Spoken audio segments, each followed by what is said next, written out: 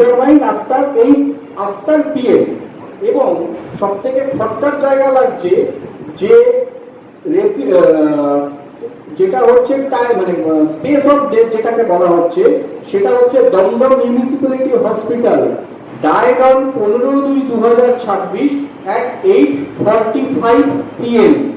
অথচ ঘটনাটা ঘটে, আমি যতটুকু চ্যানেল হেডের সাথে কথা বলে জানতে পেরেছি, ঘটনাটা ঘটে 7 to 7:30 PM এর মধ্যে।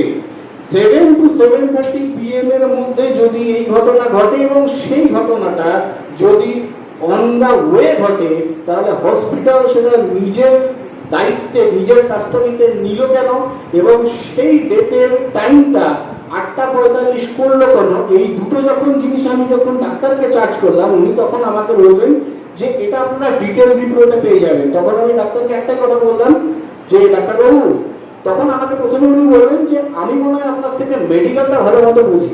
আমি বললাম একদমই ঠিক, আমি মেডিকেলটা বুঝি না, কিন্তু আমি আইনটা বুঝি। As per the rules of postmortem act, আপনাকে you must be prove the exact reason, what is the exact reason behind the death. You must be enclose that matter and you must be prove this matter in cause of death. But you can't and you don't prove the matter any kind of cause of death you not mention. তখন doctor চুপ রইল। আমি বললাম ডাক্তারবাবু, এটা তো morning soldier, আমি সকাল থেকে বুঝতে পারছি আমার দিকটা খারাপ যাবে, আমি প্রিলিমিনারি রিপোর্টেই বুঝতে পারছি এর ফাইনাল রিপোর্ট কি হতে পারে, তাহলে এই রিপোর্টের উপর আমি তো ভরসা করতে পারছি না। মাননীয় পঙ্কজবাবু যে কথাটা বললেন কিছুক্ষণ আগে, আমি তখন ওখানে বসে শুনছিলাম, আমি ওনার সাথে একদমই একমত যে এই মৃত্যুটা স্বাভাবিক নয় এবং এই মৃত্যুটাকে ঘটানো হয়েছে। এবং এর থেকে আরেকটা বড় কথা আপনাদের বলি, এই মৃত্যুটা ঘটানোর পিছনে, আমি এই মুহূর্তে নাম বলছি না, এই মৃত্যুটা ঘটানোর পিছনে একটা ইউটিউব চ্যানেল জড়িত, নাম ধীরে ধীরে প্রকাশ্যে আসবে, যে কোনো না কোনো সময় কখনো যখন বিপদে পড়ে সে ভিকটিম কার্ড খেলে, সে নিজেকে সেন্টিমেন্টাল জায়গায় নিয়ে যায় এবং সেই জায়গায় নিয়ে গিয়ে সে একাধিকবার অরবিন্দকে থ্রেট করেছিল, সেটা আমি জানি। এবং আমি সেই আইনজীবীর নাম নিচ্ছি না, আমাদের হাইকোর্টের খুব বরিষ্ঠ আইনজীবী তাকে একটা সময় গিয়ে ধমক দিয়েছিল বা তাকে একথাও বলেছিল যে তোকে এরপরে হাইকোর্টে কি করে ঢুকতে পারিস আমি দেখে নেব। এবং সেই ঘটনা আমি পার্সোনালি অরবিন্দকে সাথে নিয়ে গিয়ে তার সাথে ফেস টু ফেস কথা বলে আসল ঘটনা ক্লিয়ার করাই এবং তারপরে দাঁড়িয়ে এই ঘটনা সুরাহা হয়। আমি তখন তাকে পরিষ্কার বলি যে হাইকোর্টটা কারোর পৈতৃক সম্পত্তি নয়, যে কেউ যে জায়গায় ঢুকতে পারে, তুমি ঢুকতে দেওয়ার বাধা দেওয়ার কে? তখন ওই ব্যক্তি ওই রিপোর্টারের কথা বলেছিল, যেই রিপোর্টারের কথা আমি বলছি, যে কোনো কোনো সময় ভিকটিম কার্ড খেলে এবং কোনো কোনো সময় সেন্টিমেন্ট আদায় করার চেষ্টা করে এবং উনি কোনো একজনের খুব ঘনিষ্ঠ এবং সেই মুহূর্তের সেই ছবি তার কাছে ছিল এবং সেই ছবি দিয়েছিল মানবাধিকার কমিশনের একজন মেম্বার, আমি তার নামটা এই মুহূর্তে বলছি না। সেই ছবি এবং সেই তথ্যের জন্য আজকে একটা প্রতিবাদী যুবককে অঘরে তার প্রাণটা দিতে হলো। আমি আবার বলছি, অরবিন্দ ব্যক্তি মানুষটা হয়তো চলে যেতে পারে, কিন্তু আমি ওর চ্যানেল হেডের সাথে প্রতিনিয়ত আমার যোগাযোগ আছে এবং কালকে রাতেও লাস্ট আমার সাথে কথা হয়েছে ওই ম্যাডামের সাথে। ম্যাডাম একটু সমস্যার মধ্যে আছে, এই কারণে তার ওই যে পঙ্কজবাবু বললেন যে সাডেন একটা অ্যাক্সিডেন্ট হয়েছে, যার ফলে শানু যে নিজে আহত এবং ওই ম্যাডামও আহত, এবং এতটাই আহত তার আঙ্গুল থেতলে গেছে, এরকম টাইপের অবস্থা হয়েছে এবং ফোনটাও ভেঙে চুরমার হয়ে গেছে, তার অবস্থা এতটাই গুরুতর।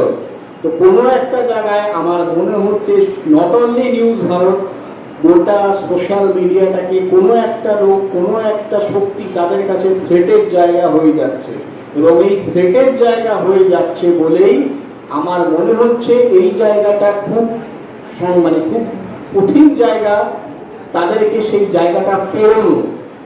এবং স্বপন যে কথাটা বললো যে নিউজ নয় ভারত আছে, অবশ্যই আছে এবং সোশ্যাল মিডিয়ার সাথে কেউ নেই, এটাও বাস্তব। কিন্তু একটা কথা বলে দিই, আমি একজন আইনের লোক, আইন সরার জন্য থাকে, আজকে স্বপনের ওপর যে সমস্ত কেস বা যে সমস্ত ধারা দেওয়া হয়েছে অনৈতিকভাবে, সেগুলো প্রত্যেকটা কোর্টে সাবজুডিস ম্যাটার।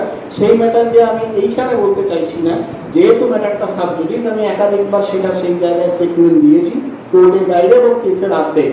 এবং এই জায়গায় দাঁড়িয়ে বলছি, যদি আপনারা সঠিকভাবে ঠিকভাবে আপনারা শক্তভাবে যদি এর মোকাবিলা না করেন, তাহলে আগামী দিনে হয়তো আরেকটা অরবিন্দরও সমস্যা হতে পারে। আমি এই জন্য বলছি, আরেকটা অরবিন্দ যেন আমাদের না হয়। এবং একটা কথা বলে রাখি, আমার চ্যানেল হেডের সাথে কথা হয়েছে এবং চ্যানেল হেড পরিষ্কার বলেছেন যে পরিবার কি করে সেটা আমাদের দেখার বিষয় না। কারণ আমি বলছি, পরিবারের ওপর একটা ইনফ্লুয়েন্স কাজ করছে এবং সেটা পরিবারের লোকের তরফ থেকেই।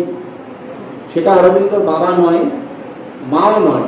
মা বাবা ব্যতি রেখে এমন একজন ব্যক্তি, যে অরবিন্দর, আমি নাম করেই বলছি এই মঞ্চ থেকে, অরবিন্দর জেঠু প্রবল পরিমাণে তাদের সাথে কোন রকম কোনো মানে যোগ সাজসের মধ্যে গেছে। এবং সেটা দেখতে হবে আগামী দিনে, হয়তো এটা আপনারা দেখতে পাবেন যখন ম্যাটারটা সাবজুডিস ম্যাটারে যাবে, তখন আপনারা জিনিসটা দেখতে পারবেন যে এটার সাথে পেছনে কোনো আর্থিক লেনদেন আছে নাকি একে প্রেশারাইজ করা হয়েছে, সেটা পরিষ্কারভাবে বোঝা যাবে।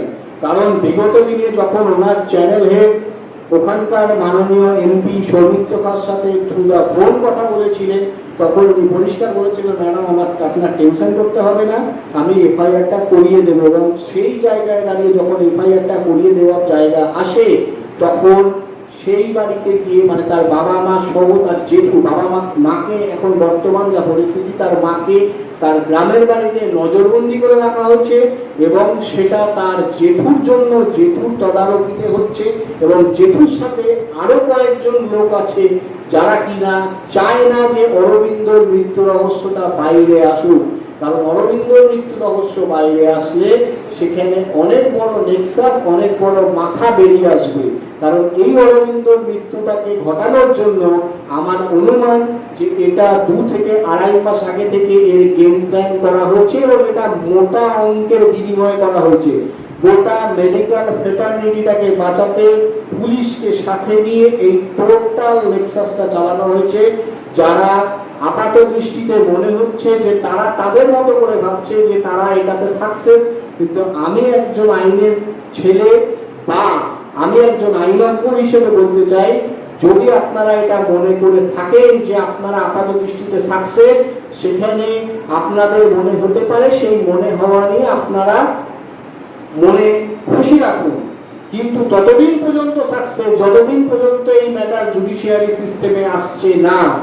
কিন্তু খুব শিগগিরই যখন জুডিশিয়ারি সিস্টেমে ফাইল হবে, তখন একটার পর একটা গিট যখন খোলা হবে, তখন এই যে ব্যক্তি, যে ইউটিউবারের কথা আমি বললাম, যে সব সময় সিম্প্যাথি আদায় করে, যে এসিবি ওসিবি করে বেড়ায় এবং চাঁদা তুলে বেড়ায়, আমি তার নামটা এখন বলছি না প্রকাশ্যে। কেন? কারণ আমি ম্যাটারটা সাবজুডিস করতে চাইছি। আমি ফার্স্ট ম্যাটারটা রেকর্ড করাই, তারপর তার নাম বলতে আমার কোনো অসুবিধা নেই। আমি নির্দ্বিধায় বলবো, আপনারা যারা আমাকে চেনেন, আমি কোনো দ্বিধাগ্রস্ত ছাড়াই হাইকোর্টের অলিন্দে শাসকের বিরুদ্ধে একাধিকবার প্রমাণ নিয়ে সামনে এসেছি, আপনারা জানেন। কিন্তু আমার তাতে বলতে ভয় নেই। কিন্তু প্রোটোকল এটা বলে, যতক্ষণ না পর্যন্ত মামলা আমি ফাইল না করছি, ততক্ষণ আমি তার নাম নিতে পারবো না। সেই প্রোটোকলের জায়গা থেকে আমি আটকে যাচ্ছি এবং এই ম্যাটারে তার নাম এবং তার পেছনে কে বড় মাথা আছে তার নামও নেওয়া হবে। শুধুমাত্র সময়ের অপেক্ষা। শুধু চ্যানেলের ম্যাডামকে একটু সুস্থ হতে দিন, উনি কেসটা ফাইল করবেন। আমার সাথে কথা হয়েছে। এবং আরেকটা কথা বলে রাখি, আমার ম্যাডামের সাথে যতটুকু কথা হয়েছে, সম্ভবত পরের সপ্তাহে অরবিন্দ যে চ্যানেলের হয়ে কাজ করত, সেই চ্যানেলের তরফ থেকে আরেকটা শোকসভা করা হবে। যেহেতু এখানে আসতে পারলেন না, হয়তো সেখানে তারা করবেন। এবং আমার অনুরোধ রইল যে ব্যক্তি অরবিন্দ, আমরা মানুষ অরবিন্দর জন্য আমরা সেদিন ছুটেছিলাম, গোটা দিন আমাদের গেছে, সেটা বড় কথা না। আমাদের সাথে কোর্টের অলিন্দে এমন অনেক রিপোর্টারের সাথে এমন একটা সম্পর্ক হয়ে যায়, যে সম্পর্কটা হয়তো টাকা দিয়ে বা ধরুন কোন রকম কোন স্বার্থের জন্য নয়, নিঃস্বার্থই সম্পর্কটা থাকে। এবং সেই বন্ধুত্বটা এত দৃঢ় থাকে, মনে হয় কাছের একজন কেউকে আমি মিস করছি। আজকে যখন হাইকোর্ট থেকে বেরিয়ে আমি আসি, কোনো মিডিয়ার তরফ থেকে বা ওর চ্যানেল থেকে যখন অস্মিত বা আরো অন্য রিপ্রেজেন্টেটিভ আসে, আমি ভাবতে পারছি না যে বোন হাতে অরবিন্দ আসছে না, বা বোন অরবিন্দর ফোনটা আসছে না যে রাহুলদা তুমি আছো তো, আমি আসছি, এই কথাটা মনে হচ্ছে আমার কানে ভাসে। এবং এই তাগিদ থেকেই আমি গেছি এবং এই তাগিদ থেকেই আমি আসছি এবং এই আগামী দিনে এই তাগিদ থেকেই আমরা আসবো। এবং আমার আপনাদের কাছেও এই অনুরোধটা রইল যে আপনারা যে তাগিদ থেকে আপনারা শুধুমাত্র মানবিকতার খাতিরে যখন আপনারা এখানে এসছেন, আগামী দিনে আমাদের সাথে মানবিকতার জন্যই আপনারা আসবেন, মনুষ্যত্বের জন্য আসবেন।